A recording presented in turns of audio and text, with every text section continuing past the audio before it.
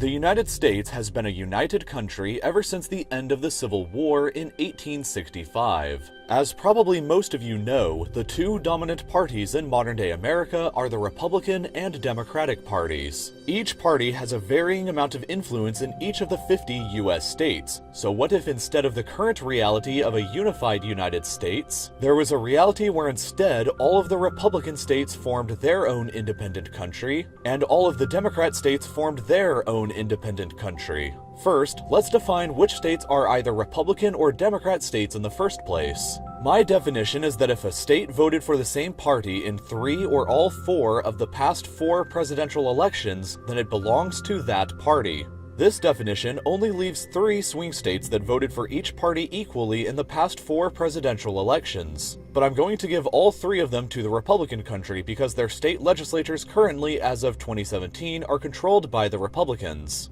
So, this is what a map of the two countries would look like. The Republican country is all connected together except for Alaska up in the north, while the Democrat country is divided into 5 separate parts in the east, the north, the west, the southwest, and Hawaii. Both countries would have a very similar population at 154,203,000 for the Republicans and 168,920,000 for the Democrats. The ethnic diversity in both countries would also be quite similar, with the Republican country being 75% white, 15.4% African American, 2.4% Asian, 1% Native American, 6.2% other, and 15.2% Hispanic or Latino of any race. While the Democrats would be 75.2% white, 11.2% African American, 7.7% Asian, 1% Native American, 4.9% other, and 18.2% Hispanic or Latino of any race. In terms of religion, the Republican country would have significantly more Protestants and Mormons, while the Democrat country would have more Catholics, Jews, and non-religious people. English would be the primary language in both new countries, and Spanish would be the second most spoken language in both as well, but with slightly more people speaking it in the Democratic country. The nominal GDP of the Republican country would be 7.726 trillion US dollars, but the Democrat country would have a much larger economy of $10.732 trillion.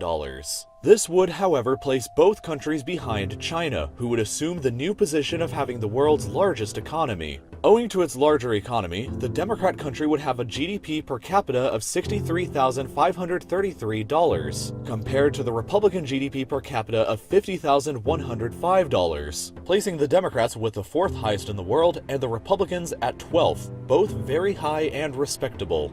Both countries would be capable of fielding large and well-funded militaries as well. The Republican military would have an annual budget of $169.26 billion US dollars, the 3rd highest in the world behind China, and would start out with a size of 1,377,000 soldiers, assuming all the soldiers of each state they were originally from returned home. The Democrats, meanwhile, would have a larger budget of $239.17 billion US dollars, even larger than China's, but would begin with less soldiers at 1,296,000 troops. Both countries would have a similar unemployment rate as well, with 4.4% in the Democrat country and 4.6% in the Republican country. Each country would have its fair share of large cities as well, with the top 5 largest in each being Austin, Dallas, San Antonio, Phoenix, and Houston in the case of the Republicans, and San Diego, Philadelphia, Chicago, Los Angeles, and New York in the case of the Democrats. I expect that the capital city of the Republicans would become Austin, since Texas would essentially become the financial and population center of the country owing to the fact that 4 out of 5 of the largest cities are all located there.